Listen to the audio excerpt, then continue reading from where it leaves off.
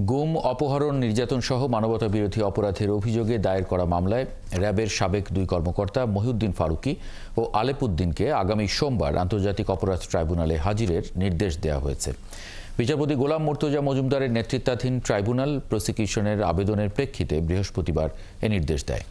বৈষম্য বিরোধী ছাত্র আন্দোলনে রাজধানীর শনির আখড়ায় জুবায়ের ওমর খানের মৃত্যুর মামলায় রাঙামাটি ট্রেনিং সেন্টারের সাবেক এসপি মহিউদ্দিন ফারুকী ও বরিশাল রেঞ্জের অতিরিক্ত এসপি আলেপুদ্দিন বর্তমানে কারাগারে আছেন।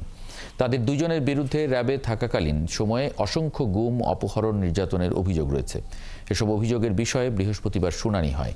ট্রাইব্যুনাল শুনানি শেষে 2 ডিসেম্বর আদালতে হাজিরের নির্দেশ দেন।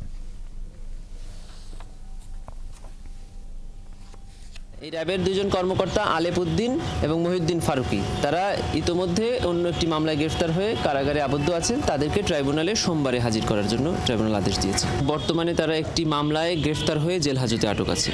তাদেরকে এই ট্রাইব্যুনালের মামলায় গ্রেফতার দেখিয়ে ট্রাইব্যুনালে উপস্থাপনের জন্য আমরা দরখাস্ত করেছিলাম। তাদের বিরুদ্ধে অসংখ্য গুমের অভিযোগ এবং গুমে মানুষকে নির্যাতনের অভিযোগ সরাসরি অভিযুক্তদের পক্ষ থেকে ট্রাইব্যুনালে তদন্ত সংস্থা এসেছে। তদন্ত সংস্থা তদন্তের ভিত্তিতে তাদের বিরুদ্ধে প্রাথমিক সত্যতা পেয়েছে।